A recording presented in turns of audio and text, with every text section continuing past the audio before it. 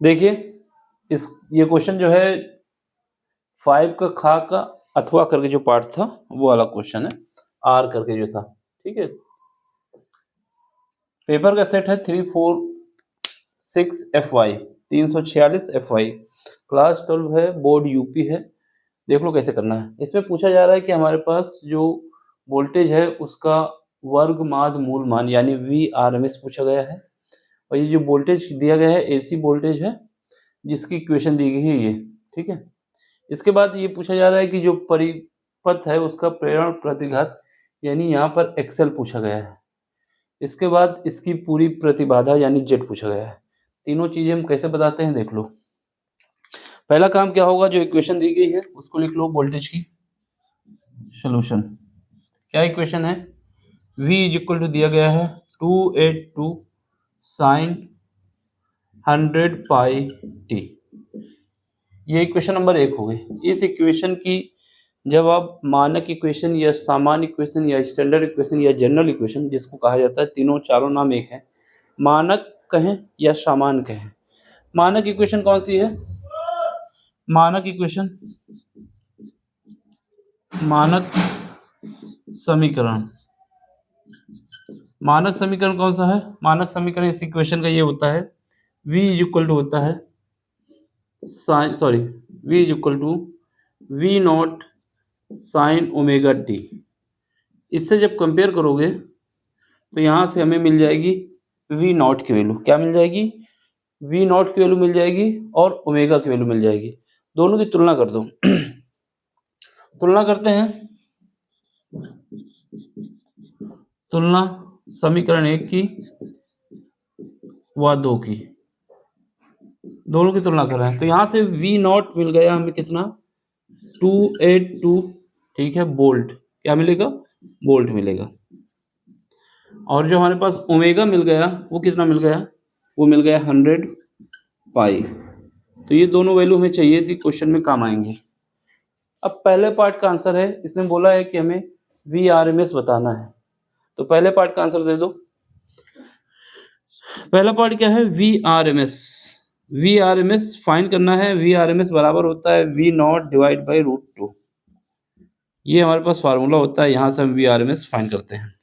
तो VRMS is equal to हमारे पास क्या है 282 डिवाइड बाई √2। हमारे पास क्या काम है कि √2 से डिवाइड कर दें और √2 से मल्टीप्लाई कर दें। तो √2 से डिवाइड कर रहे हैं, √2 से मल्टीप्लाई कर रहे हैं, ठीक है। तो यहाँ से क्या हो जाएगा, यहाँ पे हमारे पास क्या हो जाएगा, ये नीचे वाले दो √2 मिलके दो रूट बना लेंगे, दो बना लेंगे। यहाँ से VRMS इज इक्वल टू हो जाएगा 282 √2 और नीचे हो जाएगा 2, 2 से काट देंगे तो यहाँ हमारे पास बचेगा 141 √2 वोल्ट। तो ये हमारा आंसर आ गया। पहले पार्ट का आंसर आ गया कि जो VRMS आएगा वो 141 √2 वोल्ट आएगा। अब √2 की वैल्यू किसी को रखना है तो रख सकता है, बाकी रखने की जरूरत नहीं है। सही है, इतना आंसर सही होगा आपका।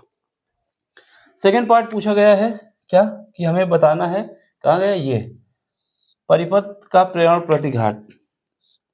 इक्वेशन सेकेंड यानी XL की वैल्यू हमसे पूछी गई है, और XL का फार्मूला क्या होता है, XL इज इक्वल टू हमारे पास होता है ओमेगा L।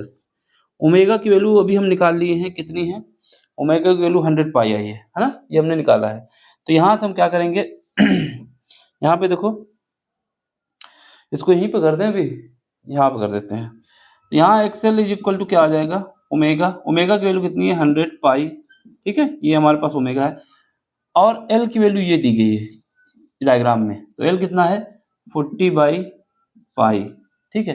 पाई से पाई कट गया तो यहाँ से XL की वैल्यू आ गई 4000 ओम। तो ये भी आंसर हो गया। तीसरे पार्ट का आंसर है, पूछा गया है कि परिपथ का प्रतिघात। तो तीसरे पार्ट का आंसर देंगे तो यहाँ पर हमसे Z पूछा गया है, और Z इज इक्वल टू क्या होता है, अंडर रूट के अंदर होता है R का square plus XL minus XC का होल स्क्वायर। तो ये हमें निकालना है, ये क्वेश्चन मार्क के साथ है। तो यहाँ पर हमारे पास क्या है, R की वैल्यू दी गई है कितना 2000। लेकिन यहाँ इंपॉर्टेंट बात ये है कि ये जो R लगा हुआ है, जो इसका इंटरनल रेजिस्टेंस है, ये भी सीरीज में लगा हुआ है।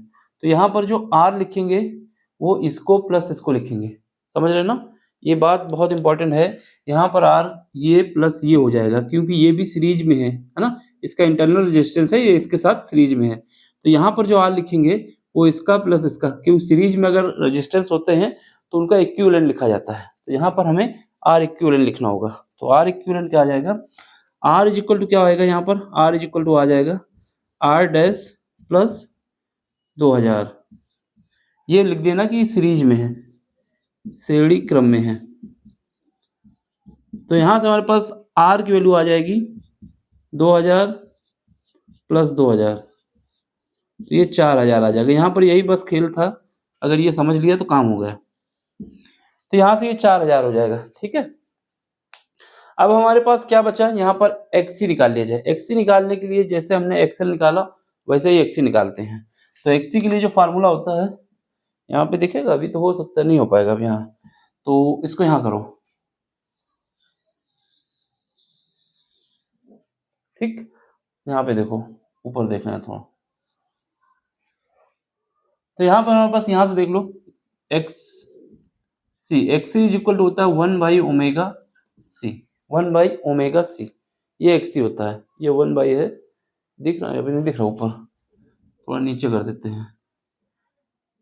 XC इज इक्वल टू होता है 1/ओमेगा c। ये बात समझ आ गई? 1/ओमेगा c। यहाँ पर देखो XC ओमेगा सी की वैल्यू कहाँ है? ये फैराडे जो है, ये हमारे पास किसकी है? C की वैल्यू है, और ओमेगा की वैल्यू ये है। तो यहाँ पे कितना आ जाएगा? 1 डिवाइड बाई, ये हमारा ओमेगा कितना है? 100 पाई है, ये तो ओमेगा है। और यहाँ पर C कितना है? C हमारे पास ये वाला C है, तो ये कितना आ जाएगा? 10 डिवाइड बाई पाई। इसको काटेंगे तो यहाँ से हमारे पास आ जाएगा 10 की पावर, ये देखो 1000 हो जाएगा ना, ऊपर पहुँचाओगे तो 10 की पावर -3 फायर क्या आ जाएगा? ओम आ जाएगा, ठीक है। इसकी यूनिट ओम होती है।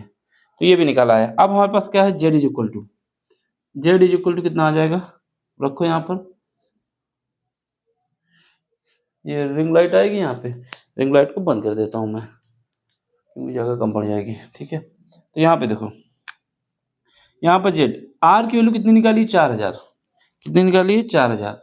तो ये 4000 का स्क्वायर कर दो, ठीक है, प्लस XC की वैल्यू कितनी निकाली है? XC की वैल्यू हमने निकाली, कहाँ गए? XC की वैल्यू भी 4000 आई है, 4000। और यहाँ पर देखो, यहाँ पर ये जो XC निकल के आया है, ये वाला XC, ये कितना आया है? ये हमारे पास आया है 1000, सॉरी ये डिवाइड में है, ये हमारे पास 1/, ये इतना है, इसका स्क्वायर, समझ गए ना? XC की वैल्यू जो आई है वो 1/, में आई है, 1000 का डिवाइड है। तो इसको थोड़ा सा और उधर कर दे, ठीक। अब यहाँ से हमें सॉल्व करना है, इसको सॉल्व करना है। ये वैल्यू सही आई है XC की? एक बार चेक कर लो जरा। ये हमारे पास ओमेगा C, ठीक है, ये ठीक है, सही है ये। चलो अब हमारे पास क्या है? इसको सॉल्व करना है। यहाँ पर कितना आ जाएगा? यहाँ पर हमारे पास आ जाएगा, अगर यहाँ से क्या कर सकते हैं अभी के फ़िलहाल के लिए, इसको सॉल्व करें पहले। तो यहाँ पर हमारे पास 4 चौको 16 हो जाएगा। कितना हो जाएगा? 16, 4 चौको 16 आ जाएगा, और 10 की पावर कितना आ जाएगा? 6 आ जाएगा, ठीक है। अब यहाँ पे करो, यहाँ पर मल्टीप्लाई करो। यहाँ पर जब मल्टीप्लाई करेंगे तो हमारे पास आ जाएगा, ये तो बहुत ज़्यादा बड़ा आ जाएगा ना, तो इसकी कुछ वैल्यू XC की वैल्यू में कहीं गड़बड़ हो रही क्या? एक बार देख लेते हैं जरा। हमारे पास XC की वैल्यू होती है 1/ओमेगा C, ठीक है। ओमेगा की वैल्यू हमने ये रख दी 100 पाई, ये भी ठीक है, फिर उसका ये रखा, हाँ। और ये हमारे पास जो था, ये इसकी वैल्यू शायद, यहाँ यूनिट का खेल तो नहीं है, ये यूनिट भी ठीक है। इसकी यूनिट अगर नहीं आ रही सही तो फिर जेड तो हमारा ऐसा ही आएगा, जैसे फैराडे दिया है तो ठीक है। चलो अब इसको क्या है, यहाँ पर हमारे पास कितना आ जाएगा? यहाँ पर हमारे पास आ जाएगा 4000 तो आएगा ही, ये 10 की पावर आ जाएगी, 10 की पावर माइनस का, सॉरी प्लस का 6 आ जाएगा। जब क्रॉस मल्टीप्लिकेशन करेंगे माइनस का 1 आ जाएगा, का स्क्वायर आ जाएगा, ठीक है। यहाँ पर जेड इज इक्वल टू हमारे पास निकल के आ जाएगा कितना आ जाएगा, जब इसको सॉल्व करेंगे तो इसका आंसर हम यहीं तक लिखेंगे, ठीक है। अगर क्वेश्चन पेपर में ये मिस्टेक नहीं है तो ये आंसर यही आएगा, जबकि इस क्वेश्चन पेपर में इसकी यूनिट क्या होनी चाहिए थी, माइक्रोफैरेड। जब माइक्रोफैरेड होती जब अरेंज हो जाता, ये फैरेड दे दिया, इस वजह से दिक्कत आ रही। इसका हम 1 मिनट रुको, इंग्लिश वाले वर्जन भी देख लेते हैं। देखिए इसका आंसर आप सॉल्व नहीं कर पाएंगे, यहाँ तक ही रखना होगा, ये हमारा जेड आंसर हो जाएगा। कब हो जाएगा, जब ये हमारे पास फैरेड दी है। अगर इसकी यूनिट माइक्रो फैरेड दी होती तो काम बन जाता। क्यों काम बन जाता, सुनो, ये तो हम बता रहे हैं, अगर इसने फैरेड लिख दिया तो आपको ये आंसर देना है। अब इसको आगे सॉल्व करने की कोई जरूरत नहीं, सॉल्व भी नहीं कर पाओगे, या फिर इसको नेग्लेक्ट करना पड़ेगा आपको कि ये बहुत छोटा है तो ये क्या लिए बचेगा, है ना। इसको नेग्लेक्ट करते हुए 1/1000वां भाग है तो इसको नेग्लेक्ट करके 0 कर दें, तब ये 4000, 4000 बाहर आ जाएगा, फिर √2 बचेगा। ये कहानी बन सकती है अगर इसको नेग्लेक्ट करेंगे, नहीं तो ये आंसर लिख जाएंगे, पूरा नंबर मिलेगी। अगर इसमें यूनिट का खेल हो सकता था, केवल यहाँ पर अगर माइक्रो फैरेड कर दिया जाता, तो यहाँ पर जब माइक्रो फैरेड कर दोगे तो यहाँ से तुम्हारा एक्सी कितना आ जाएगा, सेकंड पार्ट में ये आंसर हम यहीं तक लिखेंगे, ये आंसर मानेंगे। अब इसको बेस यही हो सकता है कि इसको नेग्लेक्ट कर दें और ये 4000 बाहर आ जाएगा, 4000√2 आ जाएगा आंसर, एक बात। अब अगर ये माइक्रोफैरेड दिया होता तो यहाँ से एक्सी की वैल्यू चेंज हो जाती, एक्सी इज इक्वल टू कितना आता है, ये अभी इतना आया था, 10 की पावर कितना आया था, 1 बाई क्या होता है, ये आया था 1000, ये आया था, ये निकल के, ठीक है। अब यहाँ पर माइक्रोफैरेड की यूनिट लिखते हैं तो कितना आ जाए, 10 की पावर -6। अब 3 पावर कम हो जाती, 3 पावर ऊपर पहुँच जाती, तो ये 1000 हो जाता, तो ये हमारा ओम बन जाता। अगर मैं बार बार बोल रहा हूँ, अगर इसने फैरेड माइक्रोफैरेड यूनिट दी होती तब इसका आंसर प्रॉपर आता, तो हो सकता है यहाँ मिस हो गया हो, ठीक है। तो हम यहाँ से फिर क्या कर सकते हैं, फिर जेड निकाल सकते हैं।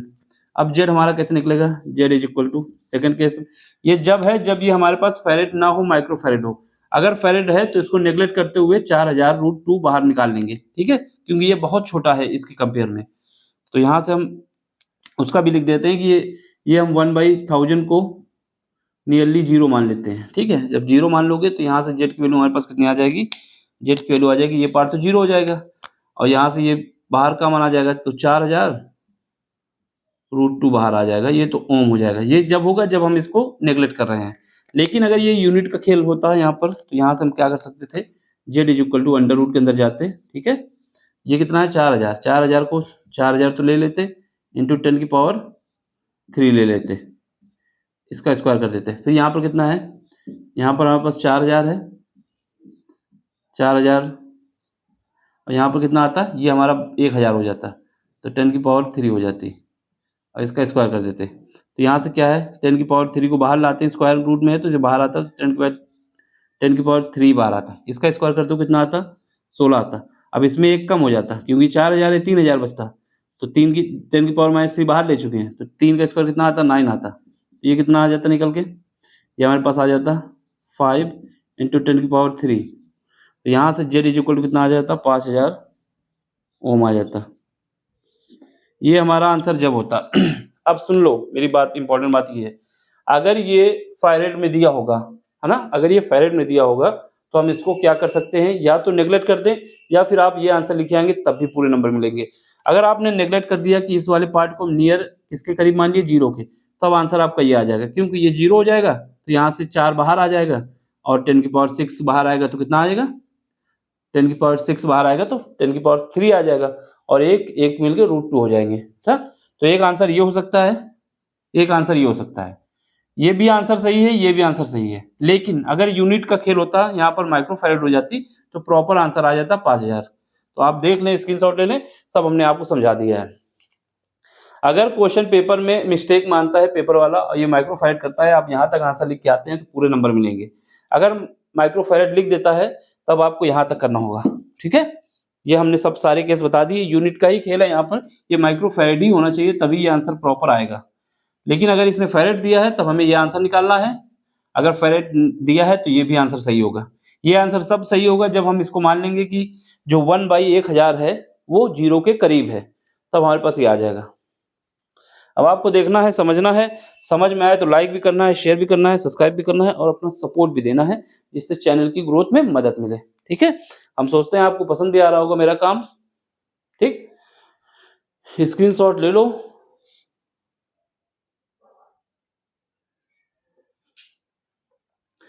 देखिए पूरी की पूरी प्लेलिस्ट हमने बनाई है, जो भी सैंपल क्वेश्चन पेपर कराए हैं, ना? उनकी एक लिस्ट बना दी है प्लेलिस्ट, उसमें आप जाके देख सकते हैं यूपी बोर्ड वाले। सीबीएसई बोर्ड वालों के लिए अलग है और एमपी बोर्ड, राजस्थान बोर्ड सबके लिए अलग है। मैथ के पेपर पहले ही करा दिए हैं, उनको भी देख सकते हैं अगर समझ में आए तो। ठीक? चलो मिलते हैं अगले लेक्चर में। Thank you for watching.